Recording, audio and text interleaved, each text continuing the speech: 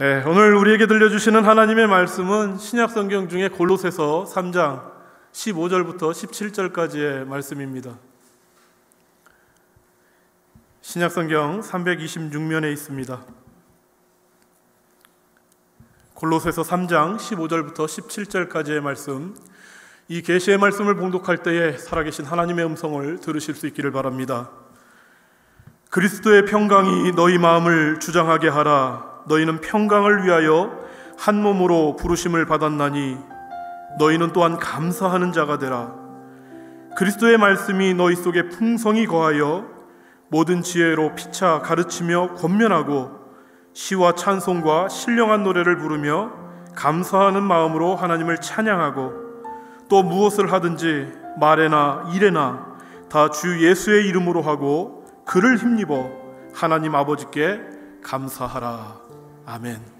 고대 중국에서 최고의 태평성대를 누리던 시기는 바로 요임금과 순임금이 다스리던 요순 시대였습니다. 이 요임금과 순임금은 중국 사람들에게는 지금도 가장 이상적인 군주로 받들여지고요, 존경을 한몸에 받고 있는 전설적인 임금들이었습니다. 이 한나라 때의 역사가 사마천의 그 사기에 의하면 요임금의 행적에 대해서 이렇게 기록해 줍니다. 임금은 백성들과 똑같이 초가에 살면서 방안도 꾸며놓지 않았다. 마음을 항상 백성들에게만 두어서 굶는 사람이 있으면 자기도 끼니를 걸렀고, 추위에 떠는 사람이 있으면 자기도 같이 떨었고, 죄 지은 사람이 있으면 자기도 죄인처럼 괴로워하였다. 이렇게 기록합니다. 거의 수준이 예수님 수준 아닙니까? 이 요임금에게서 제의를 물려받은 이 순임금 또한 성군이었는데요, 이 순임금에 대해서는 이렇게 기록합니다. 순은 제위에 오른 뒤에도 새벽같이 밭에 나가서 농사를 지었고, 물에 가서는 물고기를 열심히 낚았으며, 평소에 게으름을 피우던 백성들도 모두 임금을 본받아 부지런하게 되었다. 여러분, 사마천의 이 기록에 의하면 요임금, 순임금이 얼마나 훌륭한 임금들이었는지 상상이 가십니까? 아마도 이런 임금님들은 당시에 굉장한 존경과 애정을 한몸에 받았을 거예요. 그런데 이 태평성대를 누리던 시기에 가장 많이 불리워졌던 노래 중에 격양가라는 노래가 있습니다. 이 격양가는 부드러운 땅을 두드린다라는 일종의 노동요인데, 가사는 여러분들 가지고 계신 주보에도 실어드렸습니다.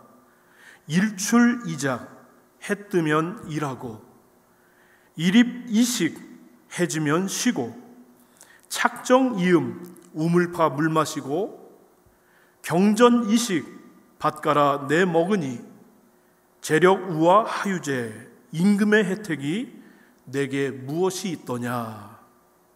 여러분, 이거 해석만 다시 읽어드리면요, 해 뜨면 일하고 해 지면 쉬고, 우리가 밭을 갈아서 밥을 먹고 우물을 파서 물을 마시는데 임금의 은혜가 내게 무슨 상관인가 라는 뜻이죠.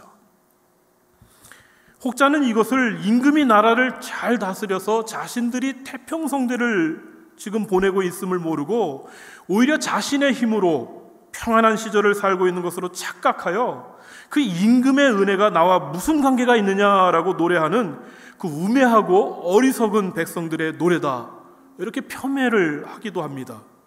그러나 일설에 의하면 요임금이 백성들을 시찰하면서 백성들이 이 노래를 부르는 것을 보면서 정말 흡족했다, 그러한 것을 이제 보게 되면 가장 이상적인 태평성대를 표현한 그런 노래가 바로 이 격양가가 아닌가, 그렇게 생각을 할 수 있어요. 이 요순시대 격양가가 불러진 지 4300년이 지났습니다. 그런데 여러분, 이 격양가가 여전히 우리의 삶 속에서도 불려지고 있다는 사실을 아십니까? 특별히 이 땅의 크리스천들의 입을 통해서 이 격양가는 오늘날 우리에게도 동일하게 불려지고 있어요. 이 사람들마다 격양가의 가사가 약간 다를 수 있지만은요, 보통 이런 의미로 불려집니다. 해 뜨면 일하고 해 지면 쉬고, 우리의 능력으로 돈을 벌고 우리의 힘으로 살아가는데 하나님의 은혜가 나에게 무슨 상관인가? 오늘 여러분들이 부르고 계신 격앙가의 가사는 어떤 가사입니까? 하나님의 은혜가 너무 크고 온통 그 은혜 가운데 살고 있으면서도 오늘 이 땅에 많은 크리스천들은 은혜 그런 것인 줄 알고 있어요. 그것이 아주 당연한 것인 줄 알고 있습니다. 처음에는 그렇지 않았는데 시간이 지나면서 하나님의 은혜 속에 살고 있다라는 생각을 못할 뿐만 아니라 아예 잊어버렸어요. 내가 똑똑하여 잘 사는 것으로 착각합니다. 내 능력이 좋아서 이렇게 사는 것이라고 여겨요. 언제부터인가 내 삶 자체가 하나님의 은혜라는 것은 도무지 생각도 못하고 있어요. 여러분, 만일 이것이 지금 우리의 모습이라면 이것이야말로 오늘 우리 크리스천들의 격양가 아니겠습니까? 독일 고백교회의 목사이자 히틀러 정권 하에서 반나치 운동을 벌였던 목사님이 계시죠. 히틀러 암살 계획에도 참여를 했다가 실패하게 돼가지고 결국은 처형을 당한 목사님이 계시는데 바로 본회퍼라는 목사님입니다. 이 목사님은 이렇게 얘기합니다. 기독교인과 비기독교인을 구분하는 방법은 간단합니다. 불평과 원망을 일삼는 사람은 비기독교인이지만 범사에 감사하는 마음으로 살아가는 사람이 바른 기독교인입니다. 여러분, 감사는 기독교인이라는 사실을 보여주는 가장 중요한 하나의 상징이기 때문에 그렇습니다. 여러분, 그래서 그리스도인의 생활은 처음부터 끝까지 감사이고요, 모든 것이 다 감사일 뿐이다라는 것을 깨달을 때에 비로소 우리가 이 땅 가운데 어떤 인생을 살아갈 수 있느냐, 예수 믿는 사람으로서의 모습을 보여줄 수 있어요.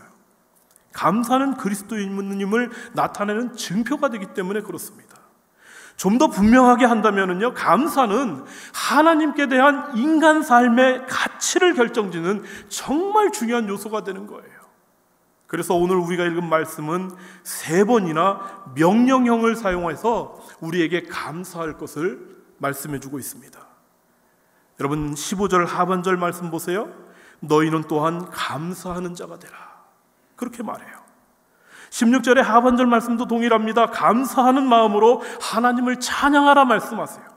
17절 하반절의 말씀도 보십시오. 그를 힘입어 하나님 아버지께 감사하라 말씀하고 있어요. 다시 말하면 감사하는 자가 되어서 감사하는 마음으로 하나님을 찬양하고 또 하나님 아버지께 감사하라 명령하는 거예요. 여러분, 어디 이 말씀만 명령으로 우리에게 감사를 요청합니까? 성경을 보게 되면요, 감사에 대한 권면은 언제나 명령형이에요.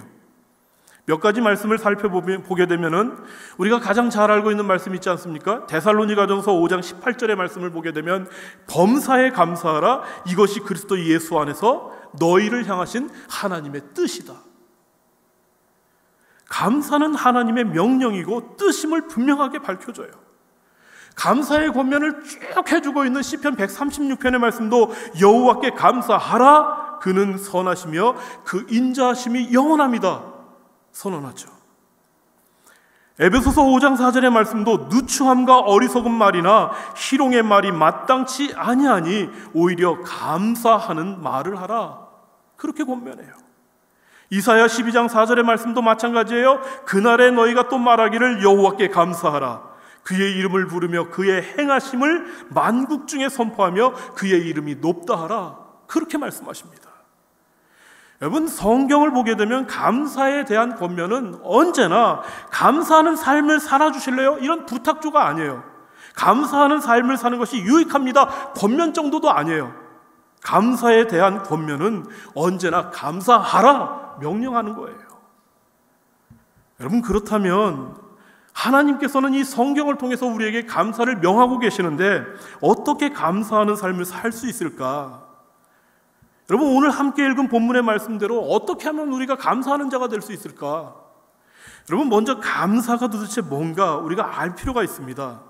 이 신약성서에서 말하는 감사는요, 기쁨의 감정을 표현하는 단어로 이 마음속의 감격, 감동을 드러내는 것, 나타내는 것이 감사예요.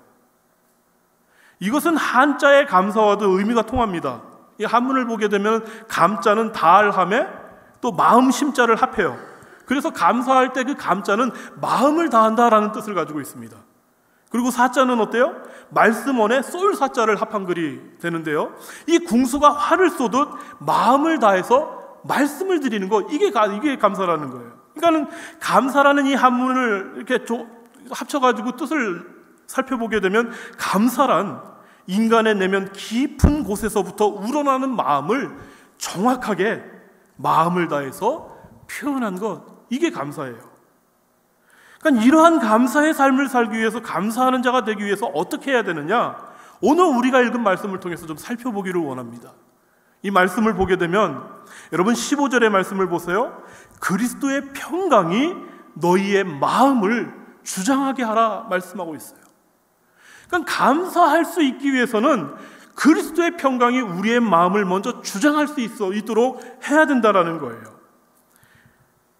여러분, 어떻게 하는 사람이 감사하는 사람일까 생각해 보면 도대체 어떤 사람이 맨날 입으로 감사한다 그것도 중요하지만 어떤 사람이 감사의 사람인가? 감사하지 않는 사람의 특징을 보니까 쉽게 구분할 수 있겠더라고요.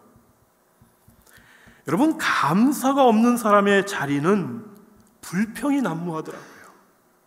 여러분, 불평이 무엇이겠습니까? 불평은 은혜를 인정하지 않는 것이 불평 아니겠습니까? 은혜를 베푸는 존재에게 정면으로 맞서는 도전, 그게 불평이에요.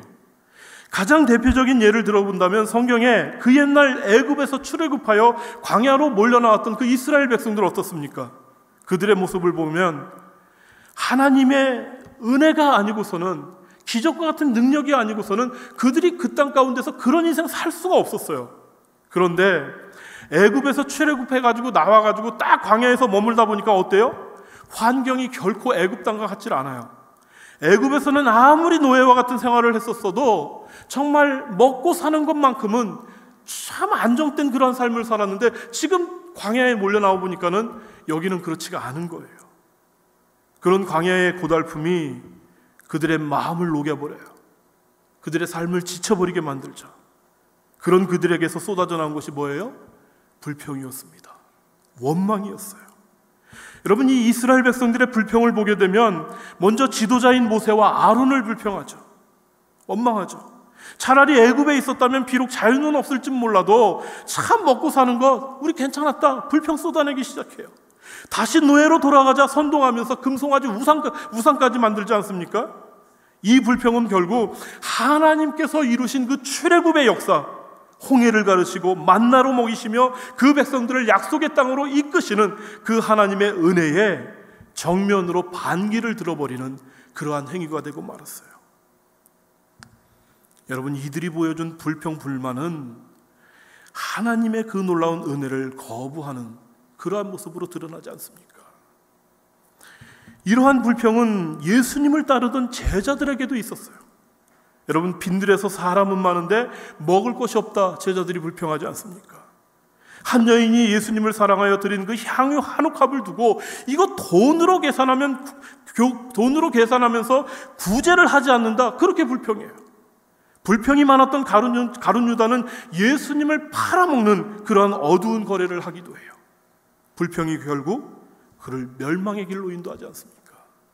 그런데 이러한 불평은 광야의 이스라엘 백성들이나 또 예수님의 제자들에게만 있는 것은 결코 아니에요. 이 불평은, 이 원망은 우리의 삶 속에도 침투해서요, 이미 불평이 잘못된 습관이 되어버린 사람이 많아요. 불평이 버릇처럼 일상화된 사람들도 우리 가운데 참 많이 있더라고요. 여러분, 불평이 많은 이유가 무엇입니까? 바로 그 마음에 평강이 없기 때문에 그래요. 그래서 오늘 말씀은 그리스도의 평강이 너희의 마음을 주장하게 하라, 그렇게 말씀해요. 그런데 이 말씀에 나오는 이 평강은요, 여러분, 에이레네라는 말로 사용이 되는데 평화, 평안, 화목을 뜻하는 말입니다. 여러분, 그래서 우리는 이 그리스도의 평강하면 듣기만 해도 좋잖아요. 평화롭고 평안하고 화목해. 그래서 이거 얘기만 들으면 다 좋을 줄 알겠지만은요, 사실 이 에이레네라는 이 말은 광야를 뜻하는 에레모스와 같은 어원을 가지고 있습니다. 사람이 아무도 없는 적막한 광야의 분위기와 같은 그 평온함을 뜻하는 거예요. 평강인데 광야와 같은 곳의 평온함입니다. 여러분, 무엇을 의미할까? 하나님이 주시는 평강은 우리가 생각하고 기대하는 그 평강을 뛰어넘는 거예요. 이런 평온함은 외부에서 밀어닥치는 소란과 위협 등에서도 영향을 받지 않는 견고한 마음이고, 모든 근심과 염려, 두려움, 그게 우리 가운데 여전히 있음에도 불구하고 그것을 초월하는 그러한 평강이라는 것입니다.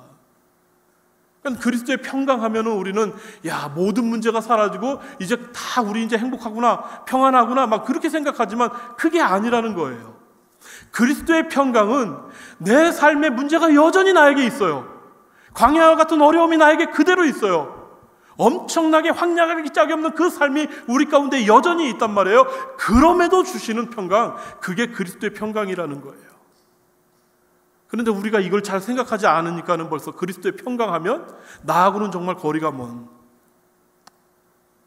아닙니다. 정말 이것은 광야 한가운데서도 누릴 수 있는 그러한 평온함을 우리에게 말해주는 거예요. 이 평강은 그래서 세상 사람들은 알 수도 없고요, 세상 사람들은 줄 수도 없는 그런 평강입니다. 자, 그러면 이 평강, 이 그리스도의 평강은 어떻게 얻을 수 있을까? 여러분, 지금 내 마음속에는 평강이 없습니다. 저는 전혀 평안하지 않습니다. 그러한 마음이 여러분들 가운데 있다면 오늘 말씀 좀 주목해 보십시오. 요한복음 14장 27절의 말씀을 보게 되면 세상은 알 수도 없고 줄 수도 없는 그리스도의 평강을 얻을 수 있는 방법, 너무나도 분명하게 우리에게 선언해 주고 계세요. 평안을 너희에게 끼치노니 곧 나의 평안을 너희에게 주노라. 내가 너희에게 주는 것은 세상이 주는 것과 같이 아니하니라. 너희는 마음에 근심하지도 말고 두려워하지도 말라. 요한복음 16장 33절의 말씀을 통해서도 이렇게 말씀해 주세요. 이것을 너희에게 이르는 것은 너희로 내 안에서 평안을 누리게 하려 함이라. 세상에서는 너희가 환난을 당하나 담대하라. 내가 세상을 이기었노라. 여러분, 들어보시니까, 말씀을 들어보니까 그리스도의 평강 얻을 수 있는 방법 지금 찾아내셨어요? 여러분, 그리스도의 평강, 그리스도의 평안은요, 이 땅에서 우리의 노력으로 얻을 수 있는 게 아니에요. 말씀은 우리에게 뭐라고 얘기를 하는 거냐면 이 그리스도의 평강은 주님께서 주시는 것이다, 그렇게 말씀하세요. 그런데 이 평강을 이야기할 때 너무 신나는 것이 하나 있죠. 그건 뭐냐 하면 예수님께서 이 평강을 이야기하실 때에 공통적으로 다룬 것이 있습니다. 그건 뭐냐 하면 언급한 것이 하나 있는데, 예수님은 보혜사 성령님을 언급하세요. 이 말씀할 때마다. 그러니까 요한복음 14장 26절 말씀 보게 되면 평안을 너희에게 끼치노니, 이 말씀을 하기 전에 무슨 말씀을 하시냐 하면 보혜사, 곧 아버지께서 내 이름으로 보내실 성령, 그가 너희에게 모든 것을 가르치고 내가 너희에게 말한 모든 것을 생각나게 하리라. 그리고 다음에 하신 말씀이 바로 평안을 너에게 준다라는 말이에요. 요한복음 16장에서도 마찬가지예요. 요한복음 16장 32절의 말씀을 보게 되면 그러나 내가 혼자 있는 것이 아니라 아버지께서 나와 함께 계시느니라. 이 말씀 하신 다음에 하신 말씀이 너희로 평안을 누리게 하려 함이다, 이렇게 말씀하세요. 여러분, 무슨 말씀입니까? 이미 우리 안에 내주하신 보혜사 성령님으로 인하여서 우리를 홀로 버려두지 않고 함께 하시는 하나님으로 인하여서 평안은 이미 그리스도께서 우리에게 주신 바 되었을 뿐만 아니라 우리 안에 넘쳐나도록 있다라는 거예요. 여러분, 이 사실을 알았던 우리 믿음의 사람들 보십시오. 다른 인생을 살아요. 그리스도의 평강이 너희의 마음을 주장하게 하라라는 이 말씀을 하고 있는 사도 바울과 같은 경우도 한번 생각해 보십시오. 여러분, 이 말을 바울이 무슨 왕궁 같은 곳에서 정말 평안한 삶을 누릴 수 있는 곳에서 거기서 그리스도의 평강이 너희의 마음을 주장하게 하라, 그렇게 말했다면 참 바울이 몰라도 우리의 마음을 너무너무 모르고 우리의 환경을 너무너무 모르는 것 아니냐, 그렇게 얘기할 수 있죠. 그런데 이 바울이 그리스도의 평강에 대해서 얘기할 때에 그 얘기한 곳이 어디입니까? 지금 당장 잠시 잠깐 후에 내 생명이 어떻게 될지도 모르는 그 위급한 상황 가운데 빠질 수밖에 없는 지금 감옥 한가운데서 이 말을 하고 있는 거예요.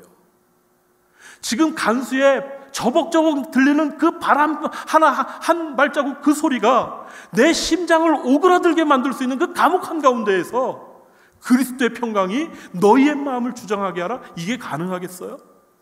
그런데 어떻게 이 말을 할 수 있느냐? 우리 이 땅 가운데서 크리스천이 가질 수 있는 평강이라는 것은 여러분, 우리 외부의 환경, 상황, 조건, 여건 전혀 상관이 없다라는 거예요. 그리스도께서 주시는 평강은 그 어떤 환경과 그 상황을 뛰어넘는 초월한 평강이라는 것을 우리에게 분명하게 얘기해 주는 거예요.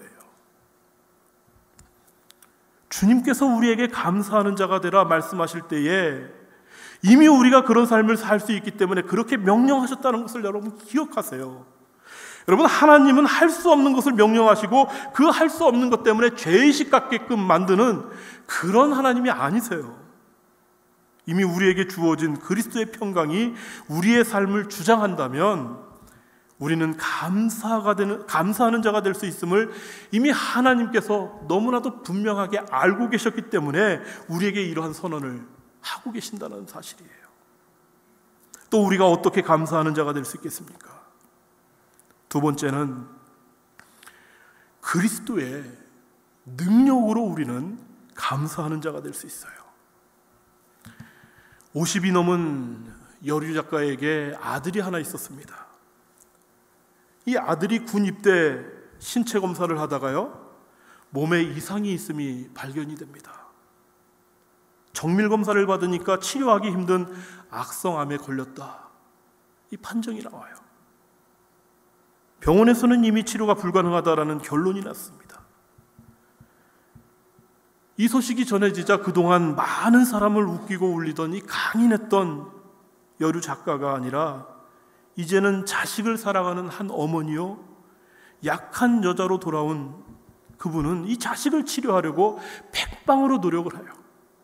그런데 이미 세상의 방법으로는 불가능한 거예요. 마지막으로 하나님께 의지할 길밖에 없어요. 그래서 하나님께 매달려 간구하고 부르짖습니다. 자기보다 먼저 죽어가는 자식을 부여안고 하나님께 절규해요. 하나님, 왜 데려가십니까? 하나님 살아계시다면 정말 한 번만, 한 말씀만 나에게 해주십시오. 그런데 이 여인의 그 애절한 부르짖음에 하나님은 묵묵부답하세요. 결국 그 아들은 20살의 꽃다운 나이에 죽고 말았어요. 이 아들을 장사 지내고 깊은 슬픔 가운데 이 여인이 서재에 들어와 앉았어요. 그런데요, 그곳에서 하나님의 손길이 경험되기 시작하는 거예요. 그러면서 지금 자신의 아픔이 무엇으로도 표현될 수도 없는 그러한 아픔이었는데도 불구하고 이 고통으로 인해서 우리 주님께서 당하신 고난과 죽으심이 어떤 의미가 있는지 더 크게, 더 깊이 경험되기 시작하는 거예요. 그러면서 생명의 유한성과 절대자에 대한 인간의 의존성, 그것을 새삼 깨닫게 됩니다. 그리고는 아들은 죽은 것이 아니라 예수 그리스도의 부활의 은혜로 다시 만날 수 있으리라는 그 신앙을 그가 회복하게 됩니다.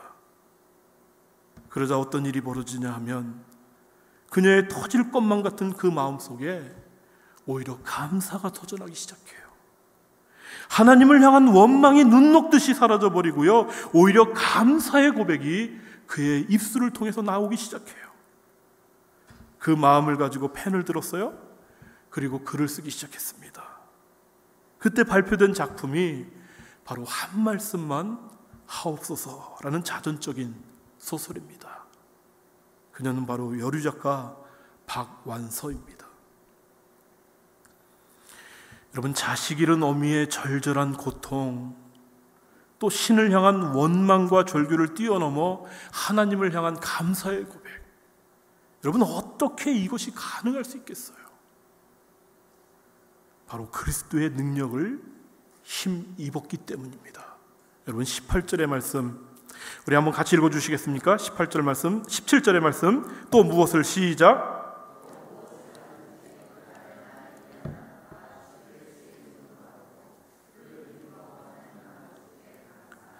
아멘. 또 무엇을 하든지 말에나 이래나 다 주 예수의 이름으로 하고 그를 힘입어 하나님 아버지께 감사하라.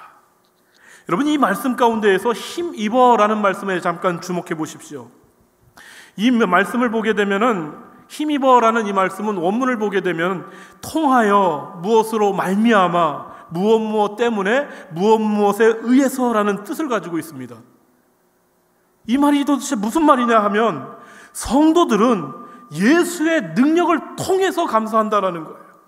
예수의 능력으로 말미암아 감사한다라는 것입니다. 예수의 능력 때문에 감사하고요, 예수님의 능력에 의해서 비로소 감사하게 된다라는 사실이에요. 여러분, 예수님의 능력이 도대체 무엇이기에 이렇게 감사할 수 있느냐?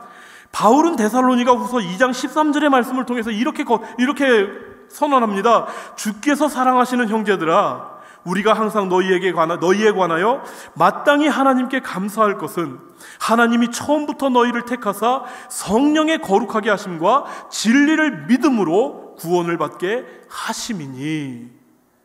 여러분, 이 말씀을 보게 되면 우리로 하여금 감사할 수밖에 없는 감사하게 할 수밖에 없는 그리스도의 능력이 뭐냐? 첫 번째, 우리를 택해 주셨다라는 거예요.